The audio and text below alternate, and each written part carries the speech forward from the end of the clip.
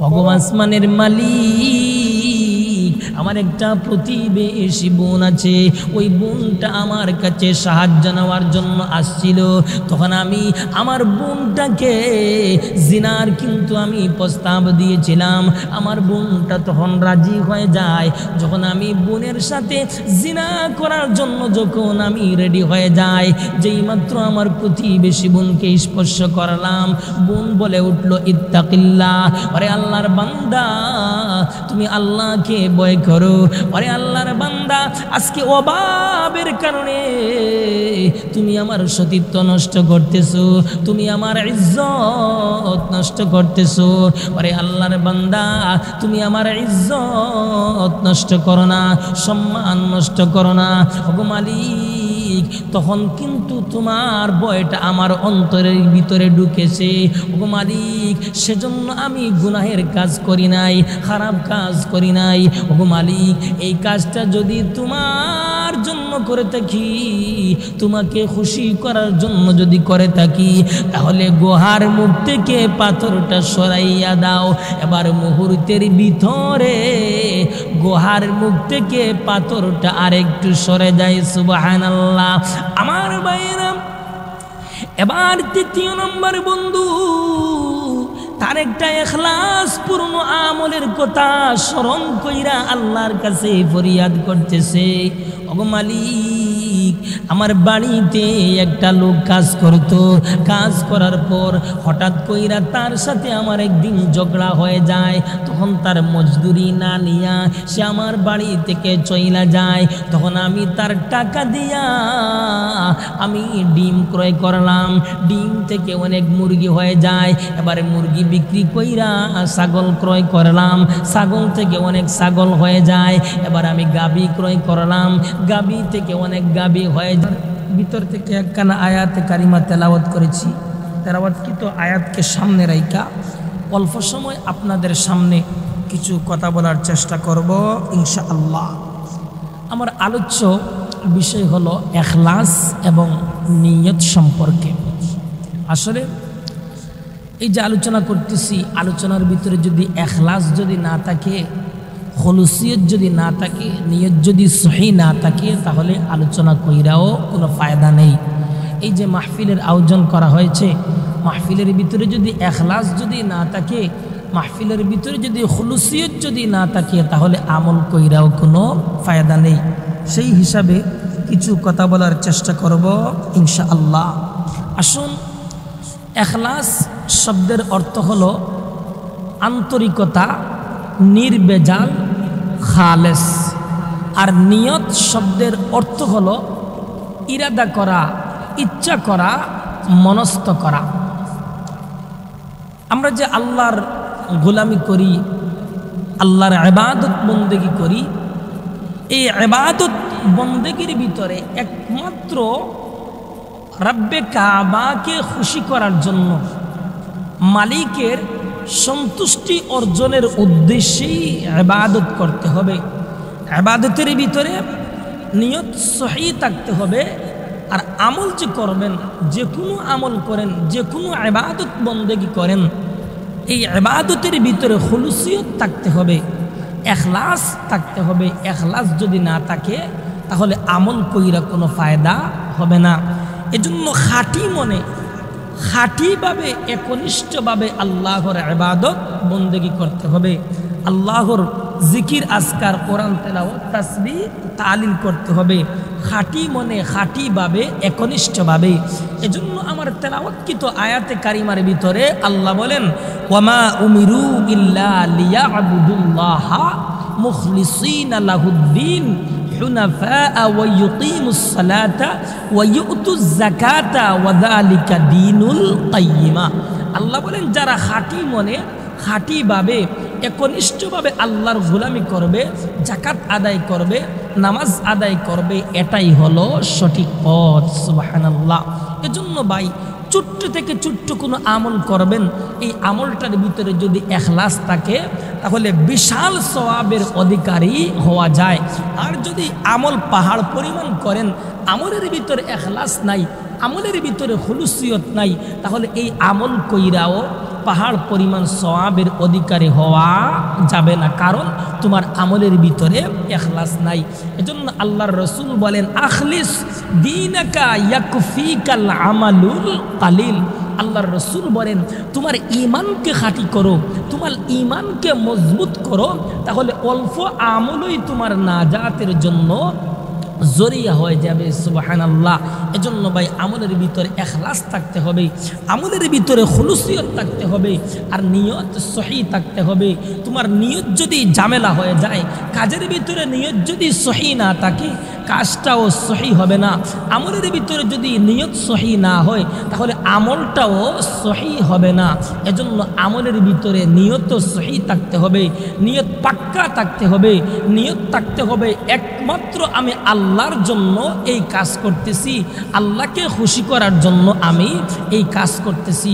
এজন্য আমলের ভিতরে ইখলাসও থাকতে হবে, নিয়ত সহি থাকতে হবে। শুধু তা নয়, কোরআনুল কারীমের পর সবচেয়ে বিশুদ্ধতম যেই কিতাব, এই কিতাবটার নাম হলো বুখারী শরীফ।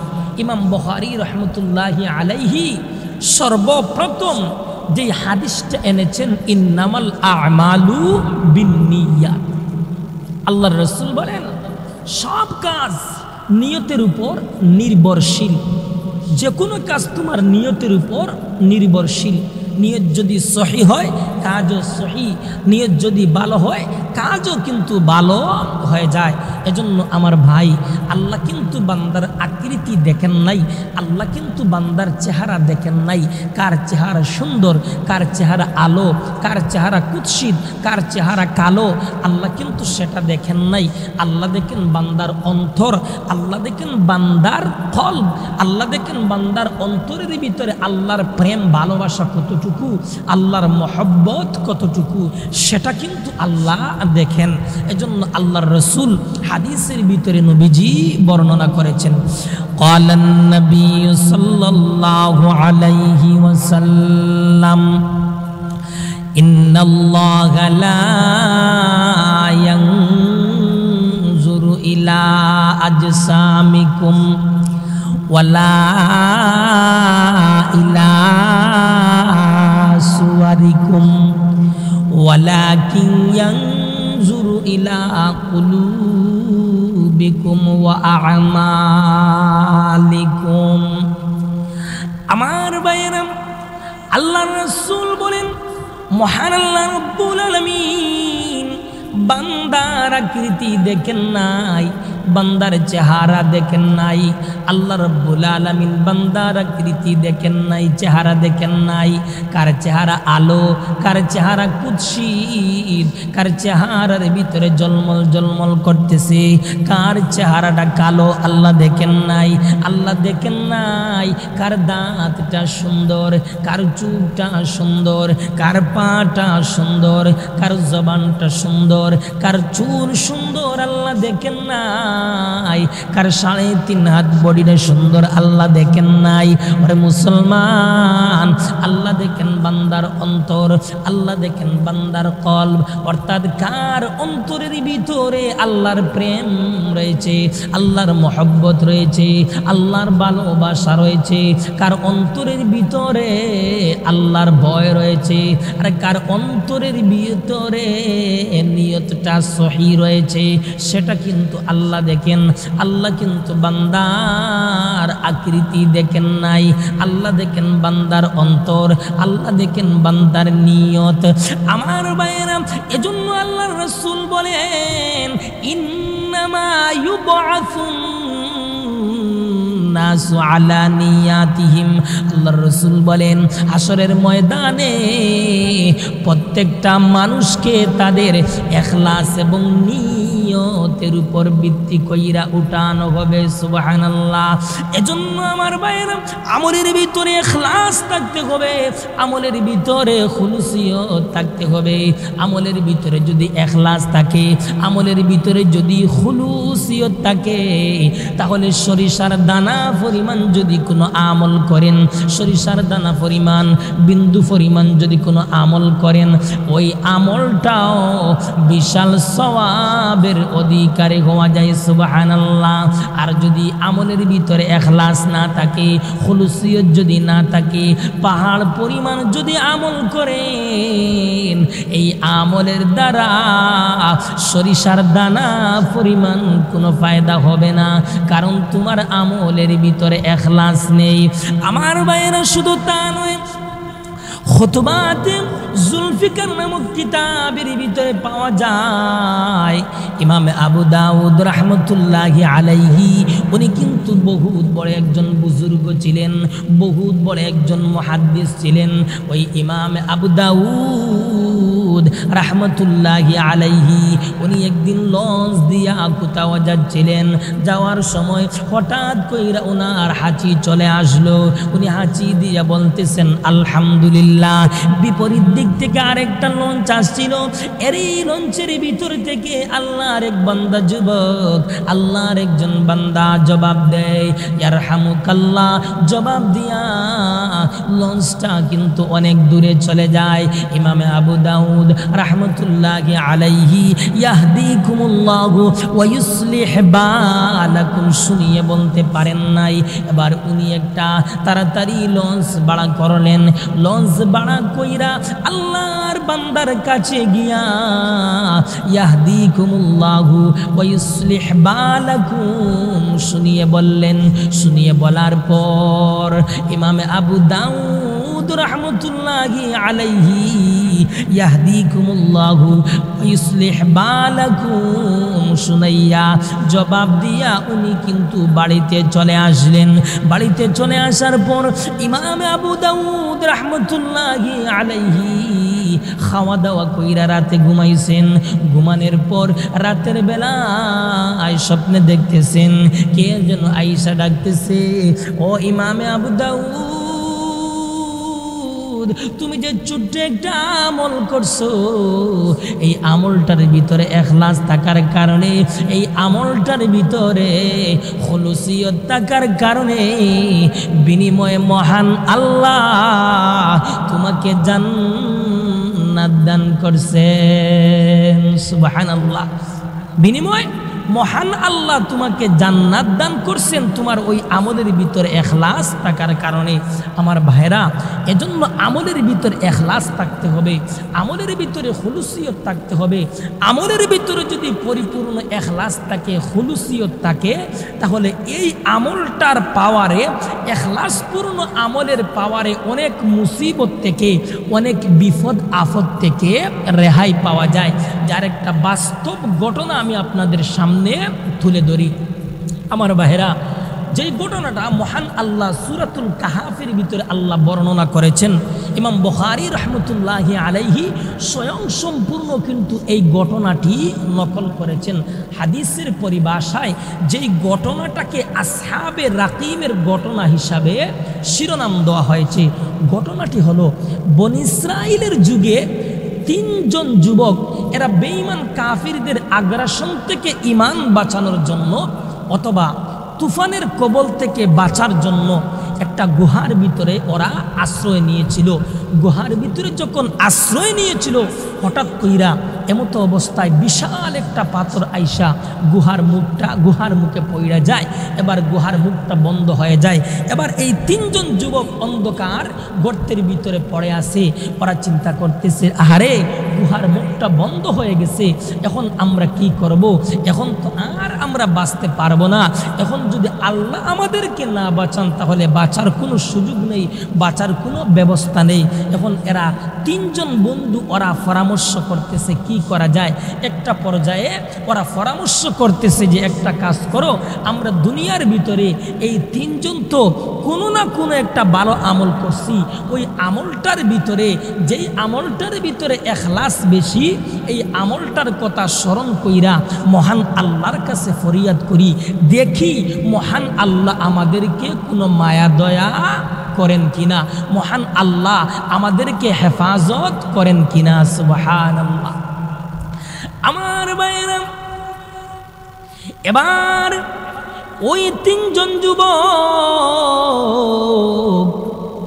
তাদের ইখলাসপূর্ণ আমলের কথা স্মরণ কইরা, প্রথম নম্বর বন্ধু ইখলাসপূর্ণ আমলের কথা স্মরণ কইরা আল্লাহর কাছে ফরিয়াদ করতেছেন, প্রভু গো আমার মাও আছেন, আমার বাবাও জীবিত আছেন, ওগো মালিক আমি প্রতিদিন যখন বাসায় যাইতাম, বাসা যাওয়ার পর আমার ছাগল আছে, এই ছাগলের দুধ দহন কইরা আমি আমার মা বাবাকে প্রথমে দুধ পান করাইতাম, তারপর আমার ছেলে সন্তান বিবি বাচ্চা, এরপর কিন্তু আমি নিজে দুধ পান করতাম। ঘটনাক্রমে একদিন আমি বাড়িতে যাওয়া আমার জন্য দেরি হয়ে যায়, যাওয়ার পর আমি তাকিয়ে দেখলাম আমার মা বাবা ঘুমিয়ে আসেন। এবার আমি দুধ দহন কইরা আমি আমার মা বাবার কাছে পেয়ালাটা হাতে নিয়া সারাটা রাত আমি দাঁড়াইয়া থাকলাম। ওগো মালিক ক্ষুধার যন্ত্রণায় আমি নিজে কিন্তু চটফট করতেছি, এরপর আমি দুধ পান করি নাই, আমার সন্তানগুলা ক্ষুধার যন্ত্রণায় চটফট করতেছে, এরপর আমি সন্তানদেরকে দুধ পান করাই নাই। ওগো মালিক এই কাজটা যদি তোমার জন্য করে থাকি, তোমাকে যদি খুশি করার জন্য করে থাকি, ওগো মালিক এই কাজের উসিলায় গুহার মুখ থেকে পাথরটা একটু সরাইয়া দাও। এবার মুহূর্তের ভিতরে গুহার মুখ থেকে পাথরটা একটু সরে যায়, সুবহানাল্লাহ। এবার দ্বিতীয় নম্বর বন্ধু তার একটা ইখলাসপূর্ণ আমলের কইতা স্মরণ কইরা, ইখলাসপূর্ণ একটা আমলের কথা স্মরণ কইরা আসমানের মালিকের কাছে ফরিয়াদ করতেছে, ওগো আসমানের মালিক আমার একটা প্রতিবেশী বোন আছে, ওই বোনটা আমার কাছে সাহায্য নেওয়ার জন্য আসছিল, তখন আমি আমার বোনটাকে জিনার কিন্তু আমি প্রস্তাব দিয়েছিলাম, আমার বোনটা তখন রাজি হয়ে যায়। যখন আমি বোনের সাথে জিনা করার জন্য যখন আমি রেডি হয়ে যাই, যেই মাত্র আমার প্রতিবেশী বোনকে স্পর্শ করলাম, বোন বলে উঠলো ইত্তাকিল্লাহ, আরে আল্লাহর বান্দা তুমি আল্লাহকে ভয় করো, আরে আল্লাহর বান্দা আজকে অভাবের কারণে তুমি আমার সতীত্ব নষ্ট করতেছো, তুমি আমার ইজ্জত নষ্ট করতেছো, আরে আল্লাহর বান্দা তুমি আমার ইজ্জত নষ্ট করো না, সম্মান নষ্ট করো না। ওগো মালিক তখন কিন্তু তোমার ভয়টা আমার অন্তরের ভিতরে ঢুকেছে, ওগো মালিক সেজন্য আমি গুনাহের কাজ করি নাই, খারাপ কাজ করি নাই। ওগো মালিক এই কাজটা যদি তোমার জন্য করে থাকি, তোমাকে খুশি করার জন্য যদি করে থাকি, তাহলে গুহার মুখ থেকে পাথরটা সরাইয়া দাও। এবার মুহূর্তের ভিতরে গুহার মুখ থেকে পাথরটা আরেকটু সরে যায়, সুবহানাল্লাহ। আমার ভাইরা এবার তৃতীয় নম্বর বন্ধু তার একটা ইখলাসপূর্ণ আমলের কথা স্মরণ কইরা আল্লাহর কাছে ফরিয়াদ করতেছে, ওগো মালিক আমার বাড়িতে একটা লোক কাজ করতো, কাজ করার পর হঠাৎ কইরা তার সাথে আমার একদিন ঝগড়া হয়ে যায়, তখন তার মজদুরি না নিয়া সে আমার বাড়ি থেকে চইলা যায়, তখন আমি তার টাকা দিয়া আমি ডিম ক্রয় করলাম, ডিম থেকে অনেক মুরগি হয়ে যায়, এবারে মুরগি বিক্রি কইরা ছাগল ক্রয় করলাম, ছাগল থেকে অনেক ছাগল হয়ে যায়, এবার আমি গাভী ক্রয় করলাম, গাভী থেকে অনেক গাভী হয়ে যায়। ঘটনাক্রমে হঠাৎ একদিন সে চলে আসলো, আইসা বলতেছে আমার মজদুরি দিয়া দাও, ওগো মালিক। তখন আমি বললাম এই যে সম্পূর্ণ গাভীর ফাল সবগুলা নিয়ে যাও, এগুলা তোমার, ওগো মালিক এই কাজটা যদি তোমার জন্য করে থাকি, গুহার মুখ থেকে পাথরটা একটু সরাইয়া দাও। এবার মুহূর্তের ভিতরে গুহার মুখ থেকে পাথরটা সইরা যায়। এবার এই তিনজন বন্ধু প্রাণেও বেঁচে যায়। সুবহানাল্লাহ। আমার মুসলমান ভাই, এজন্য আমলের ভিতরে ইখলাস থাকতে হবে, আমলের ভিতরে খুলুসিয়ত থাকতে হবে। আমলের ভিতরে যদি ইখলাস থাকে, আমলের ভিতরে যদি খুলুসিয়ত থাকে, তাহলে ছোট্ট আমলের দ্বারা নাজাতের জন্য জরিয়া হয়ে যায়। সুবহানাল্লাহ। আমার ভাইয়েরা, শুধু তা নয়, এজন্য মুসলমান আমলের ভিতরে ইখলাস থাকতে হবে, আমলের ভিতরে খুলুসিয়ত থাকতে হবে। কারণ বান্দার আমলের ইখলাস পরীক্ষা করার জন্য আমার আল্লাহ জায়গায় জায়গায় কিন্তু চেকপোস্ট বসাইয়া রাখছেন। আরে ভাই, দুনিয়ার দিকে লক্ষ্য কইরা দেখুন, জায়গায় জায়গায় পুলিশেরা চেকপোস্ট বসাইয়া রাখছে, পুলিশেরা চেক করতেছে। আজকে যদি আপনি জিন্দাবাজার দান, দেখবেন পুলিশেরা চেক করতেছে। যদি আম্বরখানায় যান, তাহলে দেখবেন পুলিশেরা চেক করতেছে গাড়ির কাগজ বৈধ না অবৈধ, গাড়ির ভিতরে মাল বৈধ না অবৈধ। ঠিক তেমনি ভাবে মহান আল্লাহ বান্দার আমলের ইখলাস পরীক্ষা করার জন্য আমার আল্লাহ জায়গায় জায়গায় 7টা চেকপোস্ট বসাইয়া রাখছেন। সুবহানাল্লাহ। আমার ভাইয়েরা, বান্দা যখন কোনো আমল করবে, ওই আমলটা ফেরেশতারা বহন কইরা প্রথম আসমানে নিয়ে যাওয়া হবে। প্রথম আসমানের ফেরেশতারা প্রথম আসমানে গিয়ে যখন লক করবেন, ফেরেশতারা বলবেন কিসের জন্য এসেছো? জবাব দেওয়া হবে, আল্লাহর একজন বান্দার আমল নিয়ে এসেছি, আল্লাহর দরবারে নিয়ে যেতে চাই। বলা হবে, আগে আমলটা দেখাও। আমলের ভিতরে যদি ইখলাস থাকে, খুলুসিয়ত যদি থাকে, তাহলে অনুমতি দেওয়া হবে, অন্যথায় কিন্তু অনুমতি দেওয়া হবে না। এবার দ্বিতীয় আসমানে নিয়ে যাওয়া হবে। ফেরেশতারা বলবেন কিসের জন্য এসেছো? জবাব দেওয়া হবে, আল্লাহর এক বান্দার আমল নিয়ে এসেছি, আল্লাহর দরবারে নিয়ে যেতে চাই। বলা হবে, আগে আমলটা দেখাও। আমলের ভিতরে যদি ইখলাস থাকে, আমলের ভিতরে যদি খুলুসিয়ত থাকে, তাহলে অনুমতি দেওয়া হবে, অন্যথায় অনুমতি দেওয়া হবে না। এবার তৃতীয় আসমানে গিয়ে লক করা হবে। ফেরেশতারা বলবেন কিসের জন্য এসেছো? জবাব দেওয়া হবে, আল্লাহর এক বান্দার আমল নিয়ে এসেছি, আল্লাহর দরবারে নিয়ে যেতে চাই। বলা হবে, আগে আমলটা দেখাও। আমলের ভিতরে যদি ইখলাস থাকে, অনুমতি দেওয়া হবে, অন্যথায় কিন্তু অনুমতি দেওয়া হবে না। এবার চতুর্থ আসমানে জানিয়ে যাওয়া হবে। চতুর্থ আসমান থেকে পঞ্চম আসমান, পঞ্চম আসমান থেকে ষষ্ঠ আসমান, ষষ্ঠ আসমান থেকে সপ্তম আসমান, সপ্তম আসমানে যাওয়ার পর ফেরেশতারা যখন লক করবেন, ফেরেশতারা বলবেন কিসের জন্য এসেছো? জবাব দেওয়া হবে, আল্লাহর এক বান্দার আমল নিয়ে এসেছি, আল্লাহর দরবারে নিয়ে যেতে চাই। বলা হবে, আগে আমলটা দেখাও। আমলের ভিতরে যদি ইখলাস থাকে, খুলুসিয়ত যদি থাকে, তাহলে অনুমতি দেওয়া হবে, অন্যথায় কিন্তু অনুমতি দেওয়া হবে না। এবার সপ্তম আসমান পাড়ি দিয়া মহান আল্লাহর দরবারে নিয়ে যাওয়া হবে। এবার মহান আল্লাহ আমলটাই কিন্তু নিজেই আমার আল্লাহ পরীক্ষা করবেন।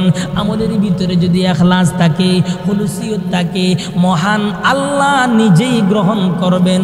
আর আমলের ভিতরে যদি ইখলাস যদি না থাকে, খুলুসিয়ত যদি না থাকে, মহান আল্লাহ বান্দার মুখ বরাবর সুলে মারবেন।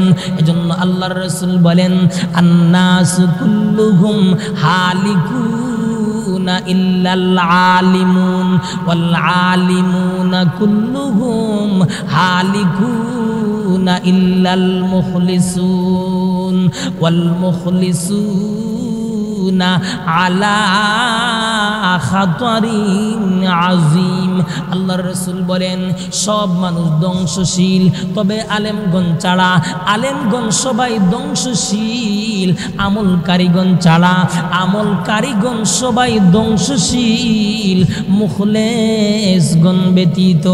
এজন্য আমার ভাইয়েরা, আমলের ভিতরে যদি ইখলাস থাকে, আমলের ভিতরে যদি খুলুসিয়ত থাকে, তাহলে হাসরের ময়দানে দেখবেন কেউ বা নূরের মিম্বরের উপর, আবার কেউ বা মেশকের টিলার উপর, আবার কেউ বা মহান আল্লাহর আরশের ছায়ার নিচে বসে আছে। সুবহানাল্লাহ। এজন্য ভাই আমলের ভিতরে ইখলাস থাকতে হবে, আমলের ভিতরে খুলুসিয়ত থাকতে হবে। আমলের ভিতরে যদি ইখলাস থাকে তাহলে দেখা যাবে কেউ বা নূরের মিম্বরের উপর, আবার কেউ বা মেশকের টিলার উপর, আবার কেউ বা মহান আল্লাহর আরশের ছায়ার নিচে বসে আছে। এজন্য ভাই আমরা যত ধরনের ইবাদত করব, এই ইবাদতের ভিতরে ইখলাস থাকতে হবে, খুলুসিয়ত থাকতে হবে। আল্লাহ পাক রব্বুল আলামিন আমাদের সকলকে ইখলাসের সাথে খুলুসিয়তের সাথে আমল করার আল্লাহ যেন